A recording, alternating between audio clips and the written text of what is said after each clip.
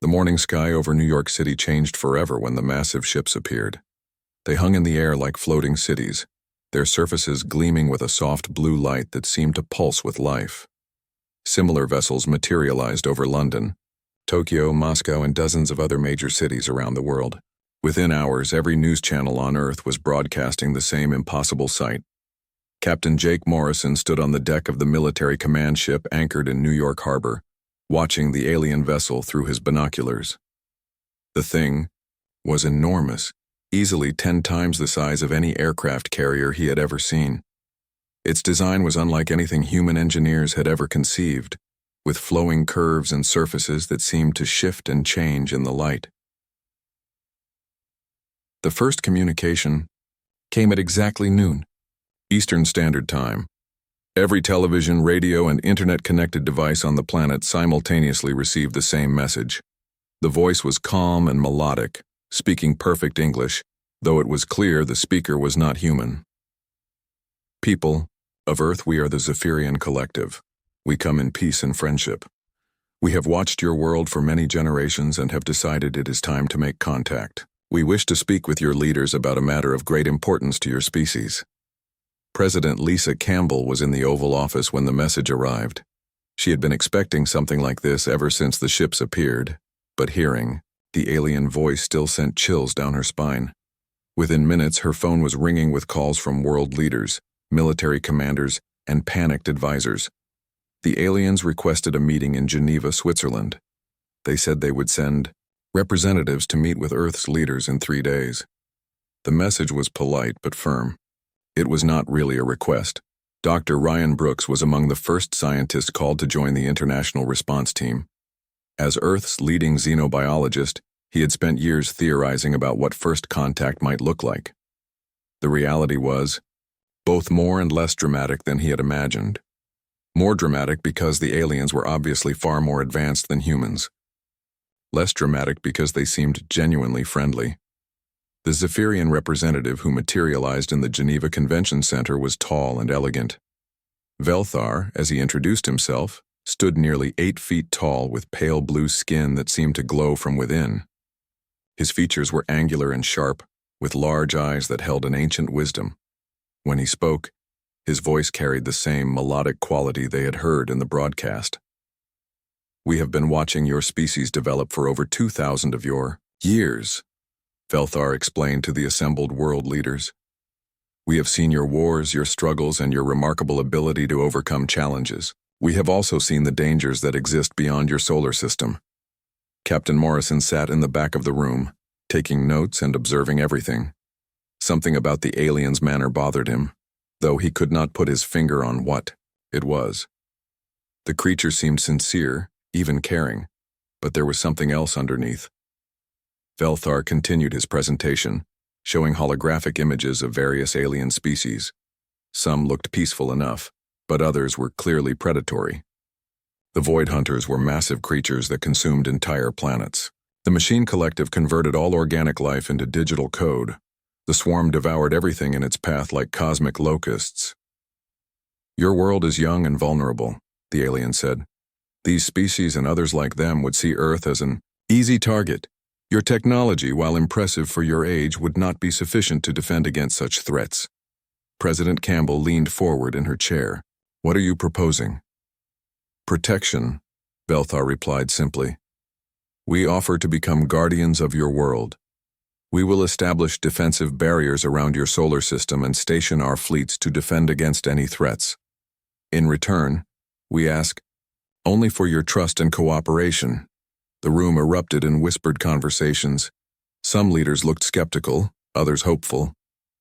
The alien waited patiently for them to quiet down before continuing. We do not ask for tribute or worship. We do not seek to rule your world or interfere in your governments.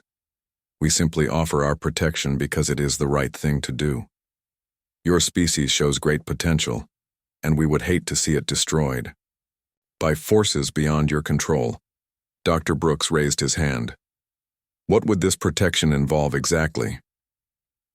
We would establish monitoring stations around your solar system, Velthar explained. Our ships would patrol the boundaries of your space. We would also share certain technologies that would improve your quality of life and help defend your world. Over the next 2 days, the aliens demonstrated their good intentions. They shared medical technology that could cure cancer and repair spinal injuries. They provided clean energy systems that could power entire cities without pollution. They showed defensive shields that could protect against nuclear weapons.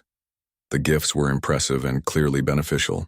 Disease rates dropped overnight in the test cities where the medical technology was deployed. The energy systems worked exactly as promised. The defensive shields were impenetrable. Captain Morrison found himself assigned to the military liaison team. His job was to work with the aliens on defensive preparations and to learn as much as possible about their technology and capabilities. The more time he spent with them, the more his unease grew. The Zephyrians were unfailingly polite and helpful. They answered most questions willingly and seemed genuinely concerned about human welfare. But there were small things that bothered him. When he thanked one of the technicians for their help, the alien looked confused and had to consult with others before responding. Their understanding of human gratitude seemed limited. Dr. Brooks noticed similar oddities in his interactions with the aliens. They seemed to understand human biology and psychology in clinical terms, but struggled with emotional concepts. When he mentioned humanity's desire for independence and self-determination, they looked puzzled. Despite these minor concerns, the benefits of the alliance were undeniable. The aliens kept their promises and asked for nothing in return except cooperation with their protective measures. World leaders voted overwhelmingly to accept the Zephyrian offer. The signing ceremony was held at the United Nations building in New York. Representatives from every nation on Earth put their signatures on the historic document. President Campbell spoke for humanity when she thanked the aliens for their generous offer of protection. Velthar accepted the thanks graciously, though Dr. Brooks noticed the alien's expression seemed more satisfied than pleased. It was the look of someone who had completed a task successfully, rather than someone celebrating a friendship. As the ceremony concluded and the cameras stopped rolling, Captain Morrison made a mental note to keep watching their new protectors very carefully. Something about their behavior suggested that humanity might not fully understand what they had just agreed to. 6 months had passed since the Zephyrians established their protective barrier around Earth, and life had never been better for most humans. The crime rates in major cities had dropped by 70%. Hospitals that once struggled with terminal patients now had empty cancer wings. Power plants that had spewed pollution for decades were replaced with clean Zephyrian energy systems that worked silently and efficiently. Colonel Amy Rodriguez walked through the streets of Geneva, marveling at how clean and peaceful everything had become. As the new head of the International Cooperation Council, her job was to coordinate between human governments and their alien protectors. Most days, it felt like the easiest job in the world. The Zephyrians were helpful, patient, and seemed to anticipate human needs before they were even expressed. But today was different. Today she had discovered something that made her stomach twist with unease. It started when her communications team noticed strange patterns in global internet traffic.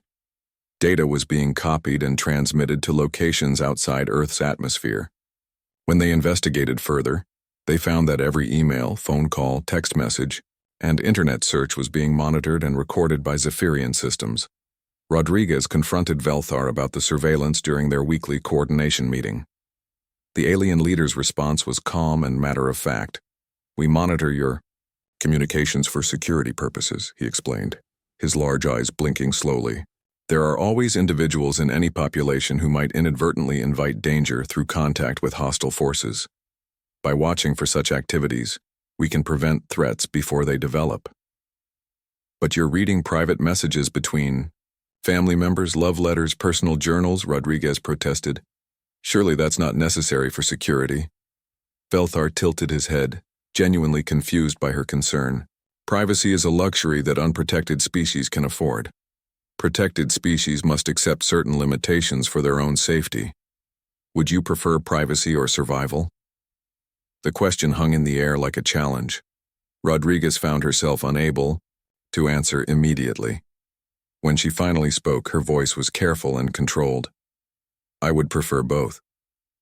That is not always possible, Velthar replied.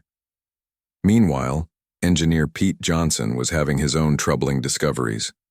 Working in a secret facility in Colorado, his team had been tasked with reverse engineering Zephyrian technology to better understand their defensive capabilities.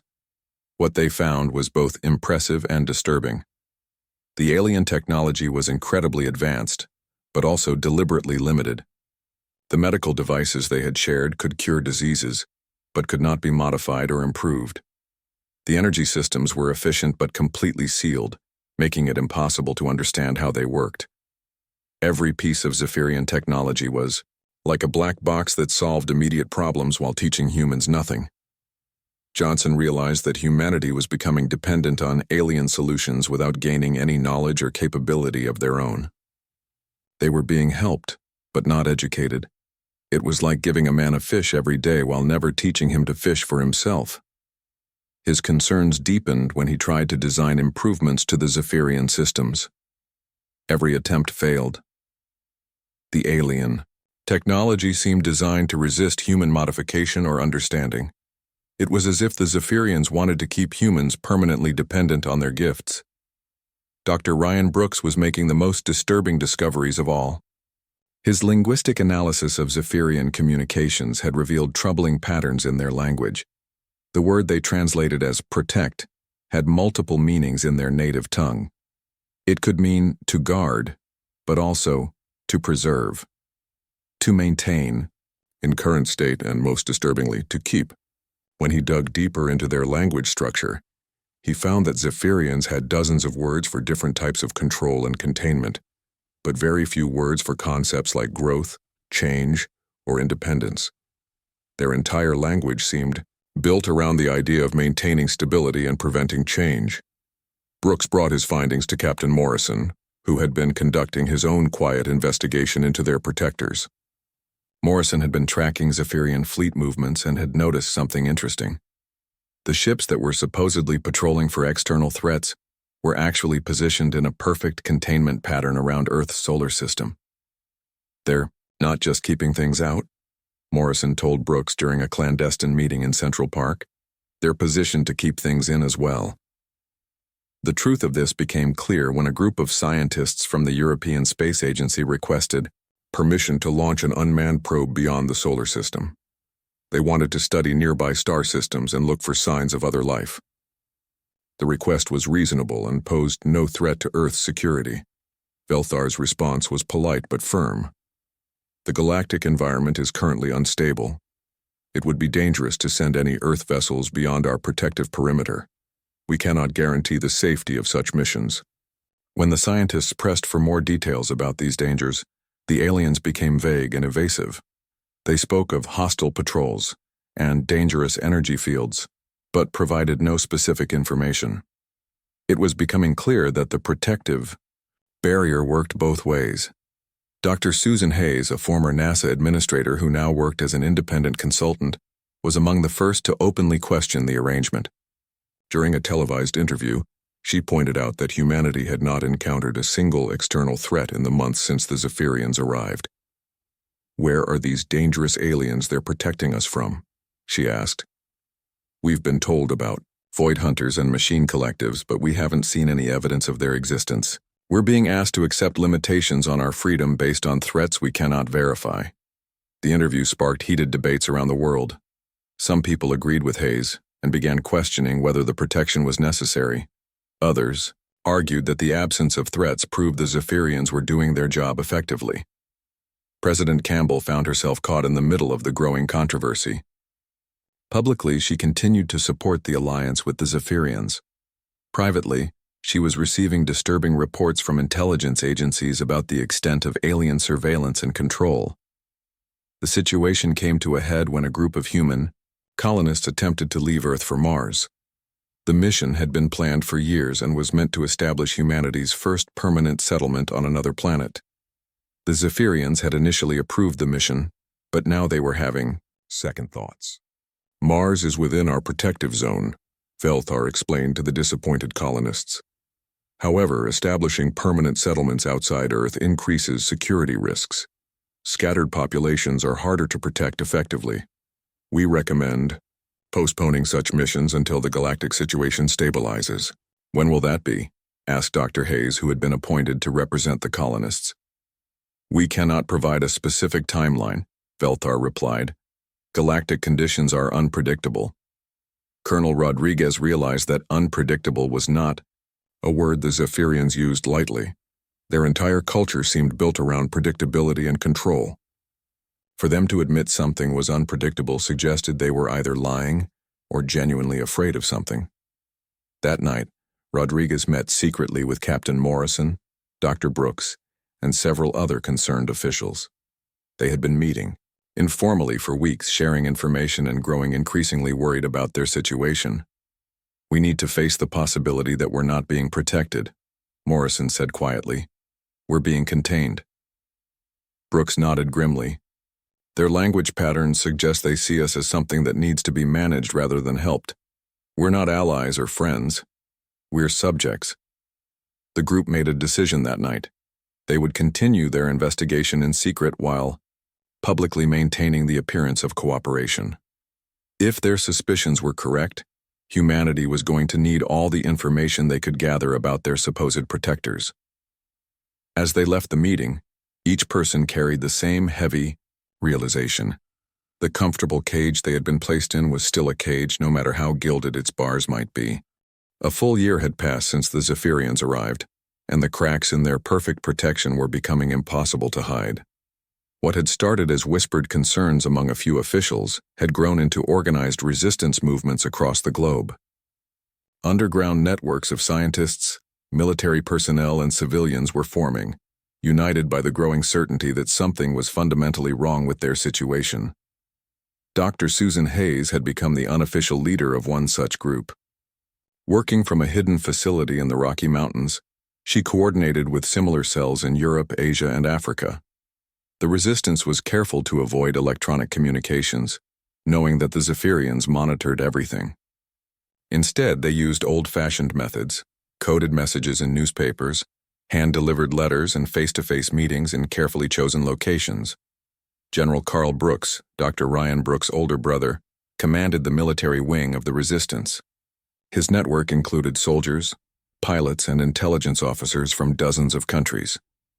They had been quietly documenting Zephyrian activities and preparing for the possibility of armed conflict, though they all hoped it would not come to. That the Zephyrians had begun responding to the growing human unrest with increasing levels of control. They established what they called guidance centers in major cities around the world. These facilities were presented as places where humans could receive counseling and support for the psychological challenges of living in a protected world. But the guidance centers quickly became something more sinister. People who spoke out against the aliens or who were deemed psychologically unstable began disappearing. They were not arrested or killed, but rather relocated to special communities that the Zephyrians had built in remote locations. Colonel Rodriguez had been among the first to visit one of these communities. What she found there chilled her to the bone. The relocated humans lived in comfortable conditions with all their needs met, but they seemed oddly passive and content. When she asked them about their previous lives and families, they spoke as if those things were distant memories that no longer mattered. The truth was worse than she had imagined. The Zephyrians were not just relocating troublesome humans. They were conditioning them to be docile and compliant. The process was subtle and apparently painless, but it was effective. The relocated humans had lost their drive for independence and were perfectly content to live quiet, controlled lives. Captain Morrison's investigation into Zephyrian fleet movements had revealed even more disturbing information. The alien ships were not randomly patrolling Earth's solar system. They were positioned in precise formations that created an impenetrable barrier. Nothing could leave the solar system without passing through Zephyrian checkpoints, and those checkpoints were clearly designed to prevent departure rather than to defend against incoming threats. The breakthrough that changed everything came from an unexpected source. A damaged alien scout ship crashed in the Sahara Desert, its pilot badly injured and its communication systems failing. The ship was not Zephyrian, and the being inside was clearly from a different species. Morrison's team reached the crash site before the Zephyrians could respond. The alien pilot was dying, his strange blue blood pooling around wounds that human medical technology could not treat. But before he died, he managed to convey a message that shattered every assumption humanity had made about their situation. The dying alien spoke in broken English, his words urgent and desperate. "You are not protected," he gasped. "You are collected. The Guardians do this to many worlds. They make you dependent, then they make you prisoners. They fear what you might become if left free." Dr. Brooks was present when the alien died, and he made sure to record every word. The being had called the Zephyrians guardians, and had spoken of them doing this to many worlds. The implications were staggering. Working around the clock, Brooks analyzed every piece of Zephyrian communication data they had gathered over the past year. With the new context provided by the dying alien, patterns emerged that had been invisible before. The Zephyrians were not protecting humanity from external threats. They were protecting the galaxy from humanity. The decoded communications revealed the truth. The Zephyrians had been watching human development for centuries, and they were alarmed by what they saw. Humans had gone from primitive tools to nuclear weapons in just a few thousand years. Their rate of technological advancement was unprecedented in galactic history. Their expansion into space had been rapid and aggressive. Most disturbing of all, the aliens had observed human warfare and had concluded that humanity possessed a dangerous combination of intelligence, adaptability, and ruthlessness. In their communications, they referred to humans as a high-risk species with extreme expansion potential. They were not protecting Earth from other aliens. They were protecting other aliens from Earth. The Zephyrian plan was simple and had been used many times before. They would establish themselves as benevolent protectors of a young species, gradually making that species dependent on alien technology and guidance. Over time, the protected species would lose its drive for independence and expansion, becoming content to live in comfortable isolation under alien supervision. According to the intercepted communications, the Zephyrians had done this to at least 47 other worlds. Some of these guardianship periods had lasted for thousands of years. The protected species were kept in a state of permanent adolescence, never allowed to reach their full potential or venture beyond their home systems. But the communications also revealed something else. The Zephyrians were having unusual difficulty with humanity. Most species accepted guardianship willingly once they understood the benefits. Humans, however, continued to resist and question the arrangement. This was apparently rare enough to cause concern among the Zephyrian leadership. Hayes and her team realized they had discovered something of enormous importance. The resistance movements around the world needed to know the truth, but they also needed to be careful about how they used this information.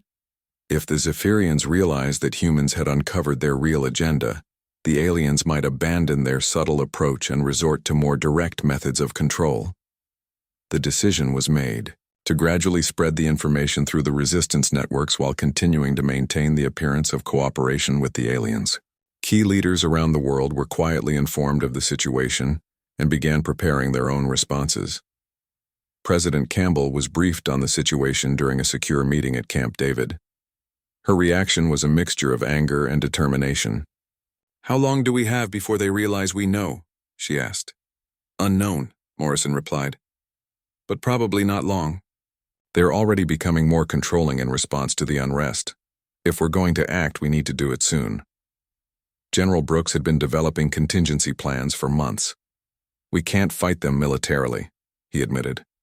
"Their technology is too advanced. But we might be able to force a confrontation where they have to reveal their true intentions publicly.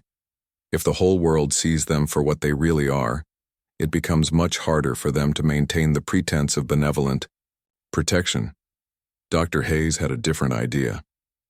"What if we simply ask them to leave, formally and publicly request the end of their protection? Their own ethics seem to require some form of consent from the protected species. If we withdraw that consent, they'll be forced to either leave or reveal their true nature."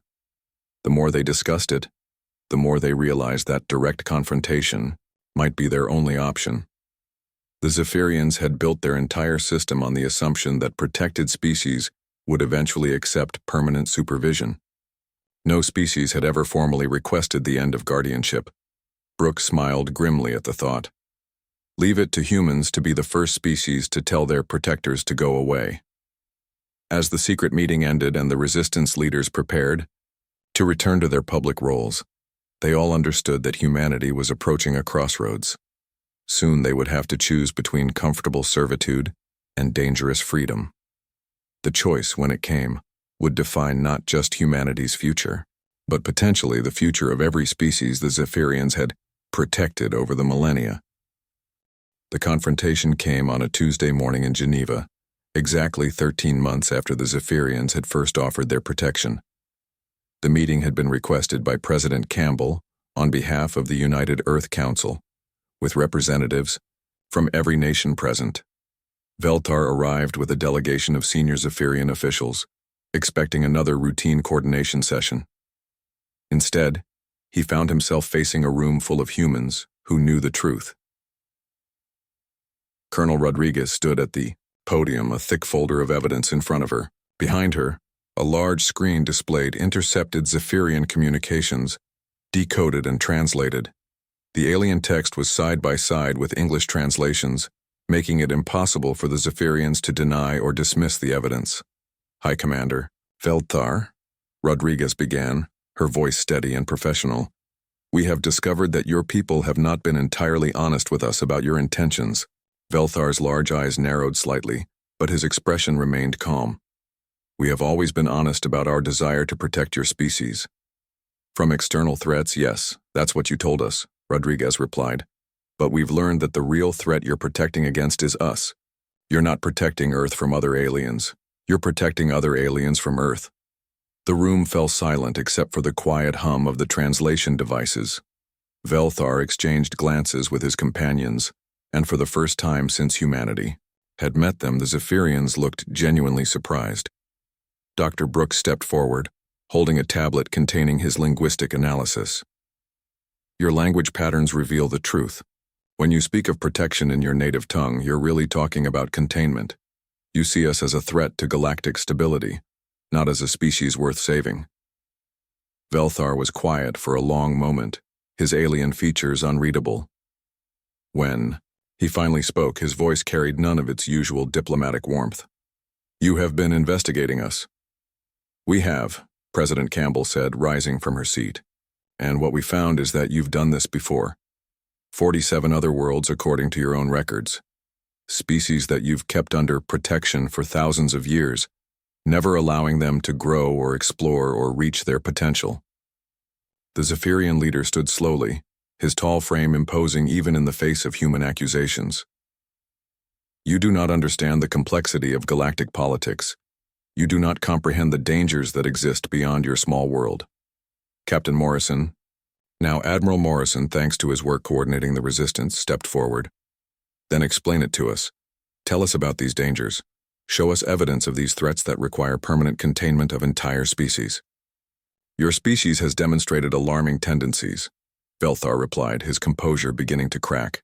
In mere centuries, you have developed weapons capable of destroying your own world. Your expansion into space has been aggressive and rapid. Your military history shows a pattern of conquest and colonization that would be catastrophic if applied to galactic civilization. Dr. Hayes, who had been quietly taking notes, looked up from her tablet. So you decided to protect the galaxy from us by keeping us locked in our own solar system forever. Not forever, Veltar said quickly, then paused as if realizing his slip.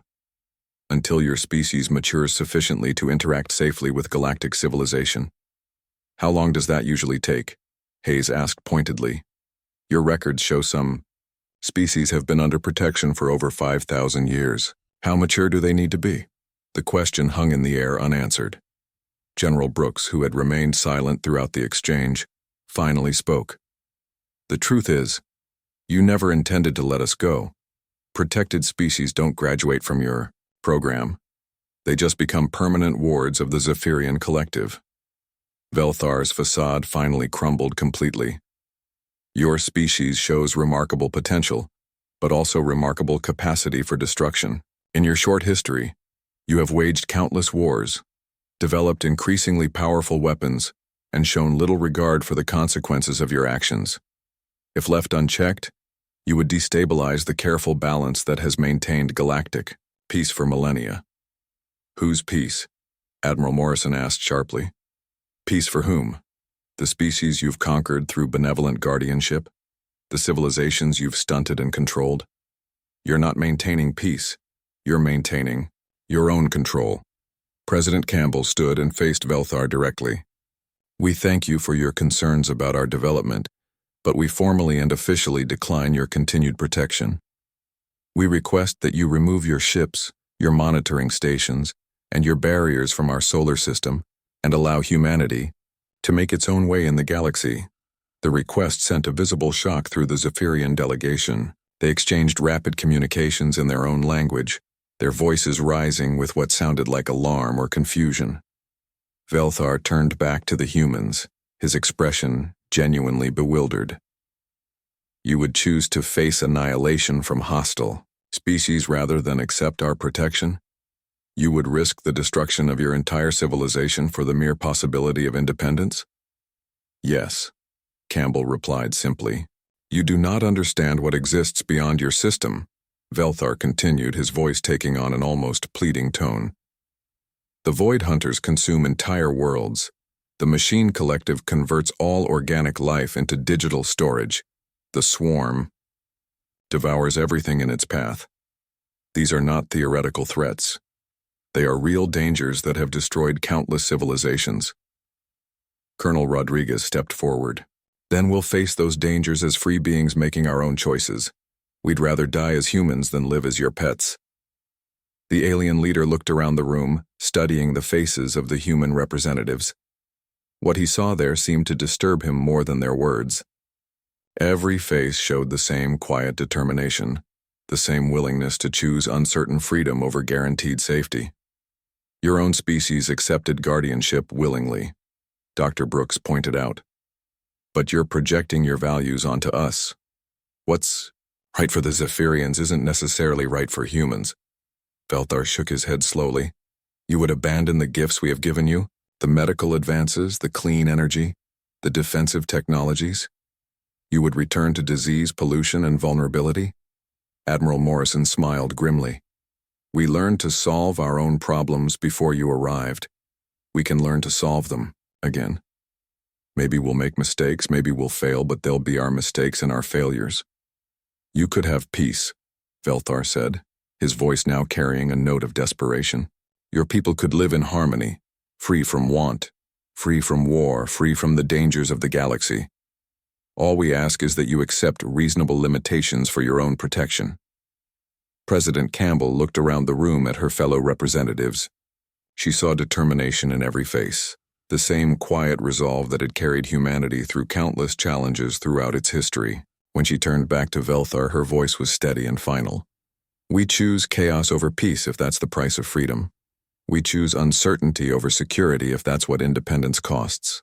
We choose to risk annihilation rather than accept permanent childhood. The Zephyrian delegation huddled together, speaking rapidly in their own language. When Velthar finally turned back to the humans, his expression was one of complete incomprehension.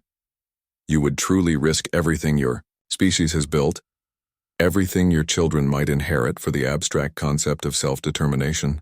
The human representatives looked at each other, and many of them smiled. It was the same smile that had appeared on human faces throughout history when confronted with impossible odds or unreasonable demands. The smile of a species that had never learned when to give up. Admiral Morrison spoke for all of them when he answered. Yes, that's what we choose. That's who we are. Velthar stared at them for a long moment, then asked the question that would echo through galactic history. You would choose dangerous freedom over comfortable safety? You would risk everything for nothing more than the right to make your own mistakes? The answer came from every human voice in the room, spoken in unison with quiet certainty. That's all. The withdrawal began 3 days after the confrontation in Geneva. True to their word, the Zephyrians honored humanity's request for independence, though their departure came with dire warnings about the consequences. Velthar's final message to Earth was broadcast globally, his voice carrying a mixture of sadness and foreboding. "You have chosen your path, people of Earth. We will respect that choice, though we believe you will come to regret it. When the Void Hunters arrive at your borders, when the Machine Collective begins converting your worlds, when the Swarm blocks out your sun, remember that you could have been safe." The alien ships began lifting away from Earth's atmosphere, their blue glow fading as they disappeared into the darkness of space. With them went all the technology they had provided.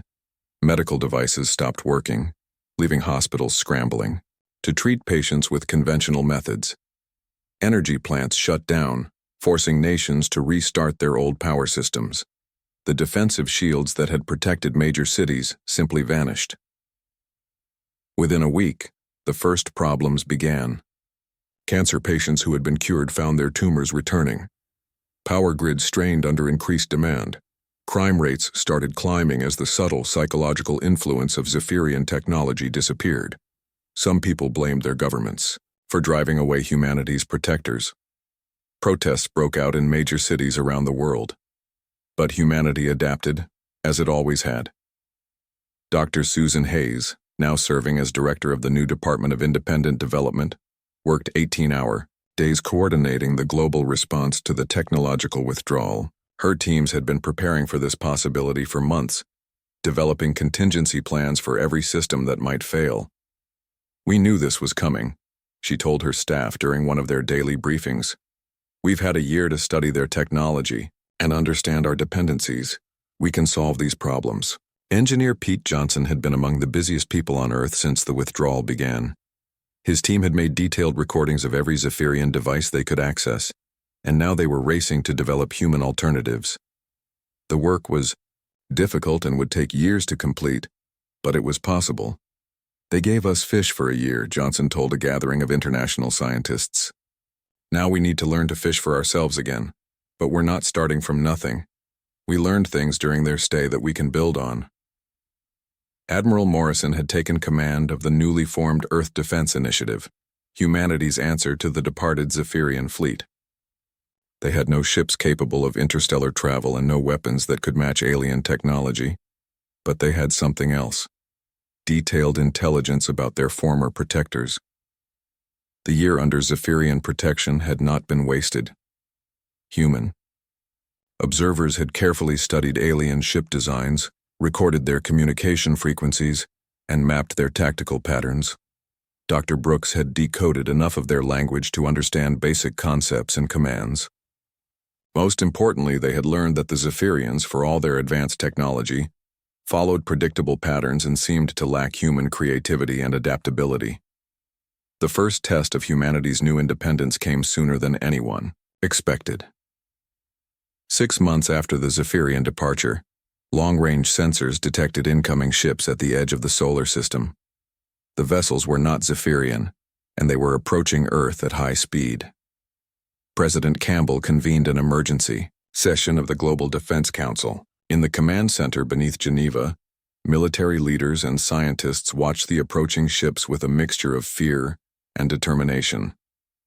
3 vessels, unknown configuration, reported the tracking officer.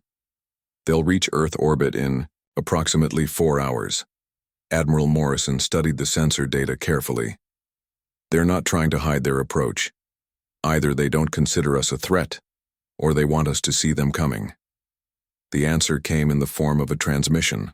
From the lead ship, the message was in broken English, clearly translated from another language by someone with limited understanding of human communication patterns.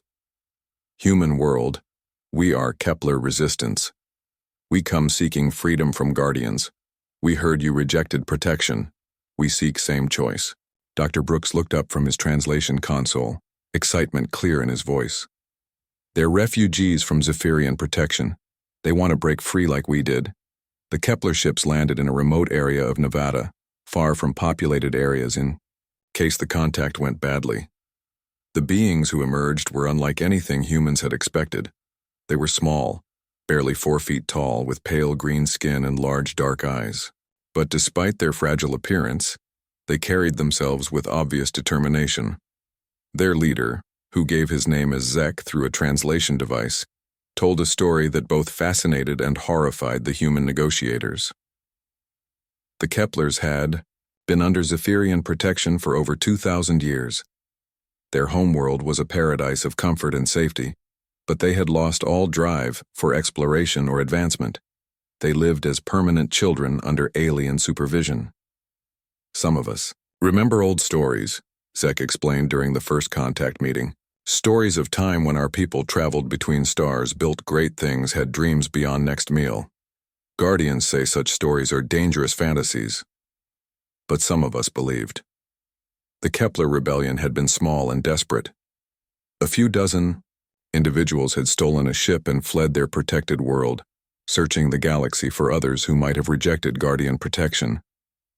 Earth's defiance had become legendary among the underground resistance movements on dozens of protected worlds.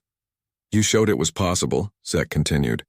You proved protected species could say no to Guardians. We came to learn how you did it. President Campbell smiled at the small alien. We told them that's all, and meant it. But I suspect you'll need to find your own way of saying no. The Kepler refugees brought with them detailed information about the Zephyrian Collective and their protection network. They revealed the locations of dozens of protected worlds and provided intelligence about Guardian patrol routes and defensive positions. Most importantly, they confirmed that Earth's rejection of protection had sent shockwaves throughout the galaxy.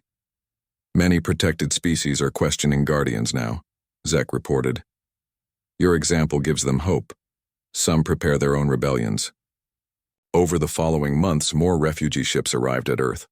The Mantari, a species of crystalline beings who had been protected for over 3,000 years.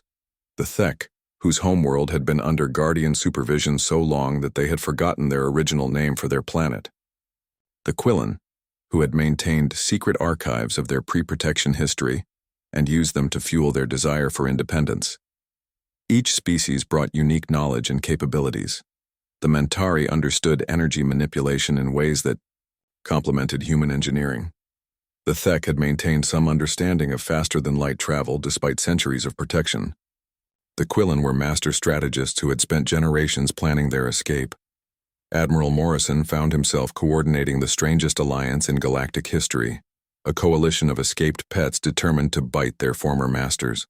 We're not trying to conquer the galaxy, he explained to his new alien allies during a planning session. We're trying to free it. Every species should have the right to choose its own path. The Zephyrians responded to the growing rebellion with increased patrols and tighter security around protected worlds. But their rigid thinking patterns worked against them. They had built their entire system around the assumption that protected species would remain grateful and compliant. Faced with active resistance, they struggled to adapt their tactics. Dr. Brooks, now leading a joint human-alien intelligence operation, made a crucial discovery while analyzing Guardian communication patterns. They're afraid, he reported to the coalition leadership. Really afraid. This has never happened before in their history. They don't know how to handle species that reject protection after accepting it. The fear was justified. Within 2 years of Earth's rejection of protection, over a dozen species had successfully expelled their Guardian overseers. The rigid structure of the Zephyrian Collective, built around the assumption of permanent control, began to crack under the pressure of multiple rebellions.